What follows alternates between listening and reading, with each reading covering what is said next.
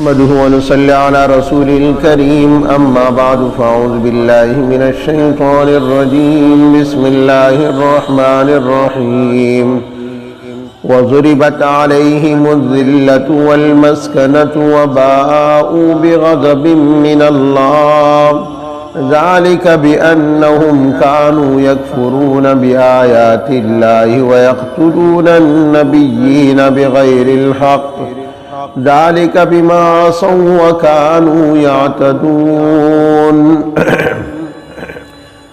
سورۃ البقرہ آیت نمبر 61 ہے،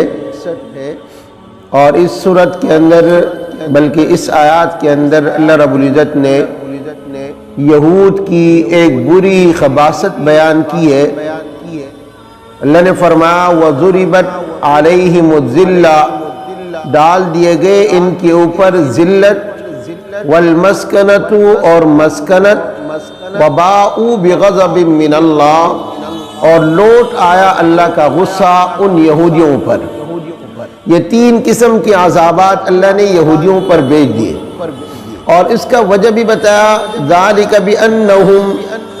یہ اس وجہ سے ذالک بانہم کہ بے شک وہ لوگ کانوا ہوتے یکفرون بآیات اللہ، اللہ کی آیاتوں کا انکار کرتے تھے، وَيَقْتُلُونَ النَّبِيِّينَ، اور دوسری خباثت اس کے اندر یہ تھی کہ انبیاء کرام کو قتل کرتے تھے بغیر حق، ناحق طریقے سے۔ ذَلِكَ بِمَا عَصَوْا،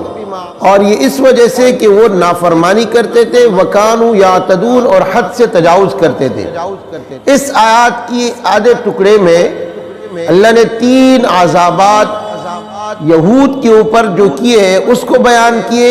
اور ان تین عذابات آنے کا وجہ بھی بتایا، اور وہ وجہ چار چیزیں ہیں۔ یعنی ایک یہ کہ اللہ کی وحدانیت کا انکار کرنا، اور دوسرا یہ انبیاء کرام کو ناحق قتل کرنا، اور تیسرا یہ نافرمانی کرنا، اور چوتھا یہ حد سے تجاوز کرنا۔ یہ چار برائیاں یہود کے اندر تھے۔ اللہ نے تین قسم کے عذابات بھیجے تھے، ضربت علیہم الذلہ والمسکنہ وباءوا بغضب من اللہ، اللہ کا غصہ ان پر لوٹ آیا۔ ان میں سے موجودہ دنیا کے اندر جو آج کل علماء حق اور طلباء اور مدارس کے اوپر حملے ہو رہے اور علماء کرام کو شہید کر دیا جا رہا ہے، یہ ان یہودیوں کا سازش ہے جو یہود اپنے دور کے اندر 70,000، اللہ رب العزت نے بنی اسرائیل کے اندر انبیاء کرام کو 70,000 انبیاء کرام بھیجے ہیں، لیکن ان ظالموں نے بے شمار انبیاء کرام کو شہید کیا۔ زکریا علیہ السلام کو آرے سے کاٹا گیا، یحییٰ علیہ السلام کو شہید اس طرح کیا کہ اس کے سر کاٹ کر کے یہ ایک جگہ دفن ہے یحییٰ علیہ السلام کی، اور یحییٰ علیہ السلام کی باقی باڈی دوسرے جگہ دفن ہے، جیسے امام حسین کی یہ ہوا۔ تو اس دور میں یہود بھی علماء کرام کو، انبیاء کرام کو شہید کر رہے تھے، اور انبیاء کرام کی وارثین جو العلماء ورثۃ الانبیاء، وہ علماء حق ہے، یہ انبیاء کرام کی وارثین تھے۔ اور یہ ہے نبی صلی اللہ علیہ وسلم نے اپنے وراثت اپنے خاندان کو نہیں دیا، اپنے خاندان قریش کو نہیں دیا، اور اصول یہ دنیا کے اندر جو آدمی فوت ہو جائے تو اس کا میراث اور اس کا مال جو ہے ان کو ورثہ کو ملتا ہے، لیکن نبی صلی اللہ علیہ وسلم نے وراثت جو ہے علماء حق کو دی ہے، اور نبی کا وراثت جائیداد اور مال دولت نہیں ہے۔ العلماء ورثۃ الانبیاء، نبی کریم صلی اللہ علیہ وسلم نے فرمایا علماء کرام جو ہے انبیاء کرام کی وارثین ہے۔ تو ان علماء کے ساتھ اگر اس طرح سلوک کیا جائے جیسے آج کل ہو رہا ہے ہمارے ملک اور پاکستان کے اندر، کل جو ہے پشاور کے اندر چھوٹے بچے معصوم قرآن پڑھ رہے تھے، یہ صرف ان بچوں پر حملہ نہیں ہے، چار چیزوں پر انہوں نے حملہ کیا، ایک مسجد میں، اور ایک قرآن اور حدیث کی کتابوں پر، اور تیسرا جو ہے علماء کرام پر، اور چوتھا جو ہے طلباء کرام۔ یہ چار چیزوں پر حملہ ہے جو کل جو ہوا ہے، چار چیزوں پر۔ ہم تو صرف طلباء اور علماء، لیکن ہمارے وہاں قرآن کی کتابیں شہید ہو گئے، ان کو آگ لگ گئے، اور وہ چھوٹے چھوٹے معصوم بچے وہ معصوم بچوں کو ایسے بے دردی سے شہید کر دیا گیا، اور وہ ایسے جگہ تھا کہ وہاں اللہ کی انوارات اور رحمتیں برس رہے تھے۔ اللہ کے رسول نے فرمایا جہاں جہاں علماء قرآن کی درس ہو رہا ہو، اللہ رب العزت اس جگہوں پر آسمانوں سے سکینہ اور وقار اور اطمینان اللہ اتارتے ہیں۔ تو یہ وہ مبارک جگہ تھے، لیکن ان ظالموں نے نہ وہاں کے ان قرآن مجید کو دیکھا، نہ ان مقدس جگہ مسجد کو دیکھا، نہ ان علماء کو دیکھا، نہ ان طلباء اور معصوم بچوں کو دیکھا۔ یہ تاریخ میں ایک بے دردی اور انتہائی پسندی کا انتہائی واقعہ ہے کہ ان ظالموں نے ایسے بے دردی کے ساتھ، یہ آج کی بات نہیں ہے، یا ہمارے اکابرین، ہمارے استاد، ہمارے علماء حق یہ جگہ جگہ ایسے بے دردی سے شہید کر دیا گیا۔ لیکن یہ قرآن میں اللہ فرماتے ہیں کہ یہود کا یہ انبیاء کرام کو شہید کر رہے تھے تو اللہ نے 3 قسم کے عذابات بھیج دیے۔ آج پاکستان کے اندر یہ تینوں قسم کے عذابات موجود ہیں۔ ذلت آج کل کے مسلمان در بدر ہے، لیکن نام کا مسلمان ہے، لیکن وہ اصل مسلمانوں کا جو اصل جامع ہے وہ اتار چکا ہے، صرف زبانی دعوے کرتے ہیں۔ لیکن یہ ایک تاریخ پڑھے، تاتاریوں نے جب مسلمانوں پر حملہ کیا انہوں نے 3 دن میں مسلمانوں کی 18 لاکھ مسلمانوں کو شہید کر دیا، اور مسلمان اتنے بزدل ہو گئے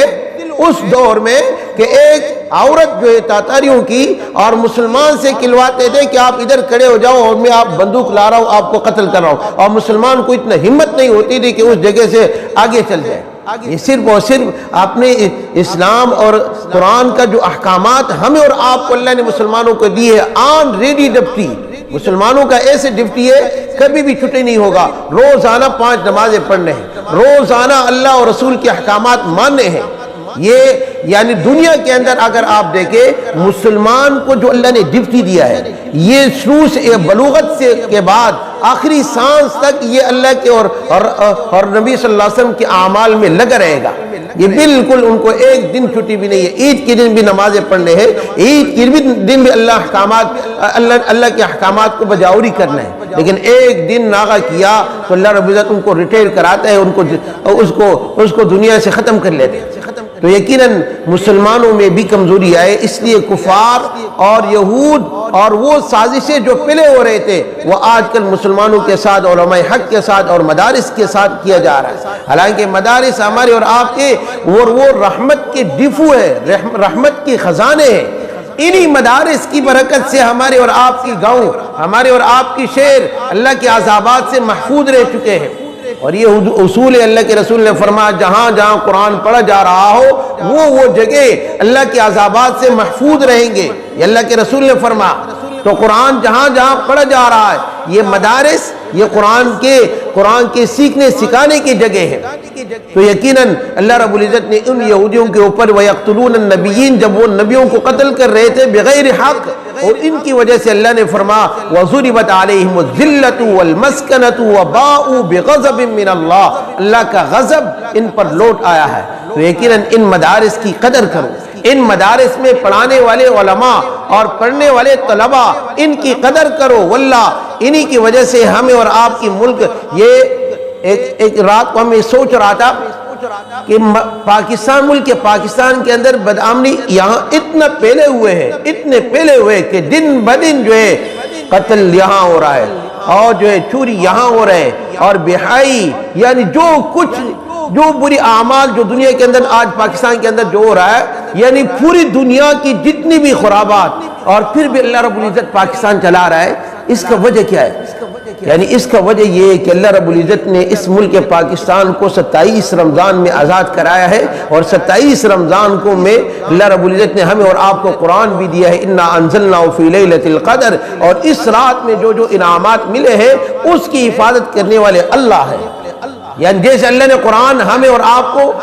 رمضان شب برات یعنی شب قدر کی والی رات میں اللہ فرماتے ہیں اِنَّا أَنزَلْنَاهُ فِي لَيْلَةِ الْقَدْرِ، ہم نے اس کو اتارا ہے شب قدر کے اندر۔ تو اسی 27 رمضان کو اللہ رب العزت نے ہمیں اور آپ کو یہ ملک پاکستان اور ملک سرزمین پاکستان ہمیں اور آپ کو آزاد کر کے دیا ہے۔ تو 27 رمضان میں جو انعامات ملے ہیں ان کی حفاظت اللہ کا خود کر رہا ہے۔ تو یقیناً اگرچہ ملک پاکستان کے اندر ہر قسم کی بدامنی موجود ہے، پھر بھی یہ ملک محفوظ ہو کر چل رہا ہے، لیکن یہ یقیناً ان مدارس کی برکت سے اور ان مدارس میں پڑھنے اور پڑھانے والے علماء اور طلباء کی برکت سے، جو ہم وقت 24 گھنٹے اللہ کے احکامات میں اور اللہ کے احکامات کی اطاعت میں اور اللہ کے احکامات کی فرمانبرداری میں لگے ہوئے ہیں، یقیناً ان کے طفیل سے ہم پوری پاکستان اللہ رب العزت ان مدارس کی وجہ سے آباد کر رکھا ہے۔ یقیناً اگر ان مدارس کو ختم کرنے کے پیچھے ہم اور آپ لگے ہوئے ہیں تو یقیناً اگر یہ مدارس نہیں رہیں گے تو ہم اور آپ بھی نہیں رہیں گے۔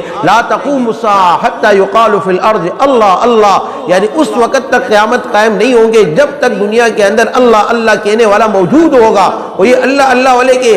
کہنے والے یہی مدارس ہے اور ان مساجد ہے۔ تو یقیناً جو پشاور کے اندر جو بے دردی کے ساتھ ان بچوں اور ان کے اساتذہ اور وہاں وہ قرآن مجیدوں کو اور حدیث کی کتابوں کو اور اس مقدس جگہ جو مسجد اور مدرسہ اس کے عزت کو پامال کیا اور ان کو انتہائی گستاخی کی اور انتہائی بے دردی سے ان مسلمانوں کو شہید کر دیا گیا، یقیناً یہ خون انقلاب لائے گا۔ یہ خون ایک دن جو ہے پورے پاکستان کے اندر اللہ رب العزت اسلام اور اسلام کی جھنڈا لہرائے گا۔ اللہ رب العزت ان باتوں پر عمل کرنے کی توفیق نصیب فرمائے۔ وآخر دعوانا الحمدللہ۔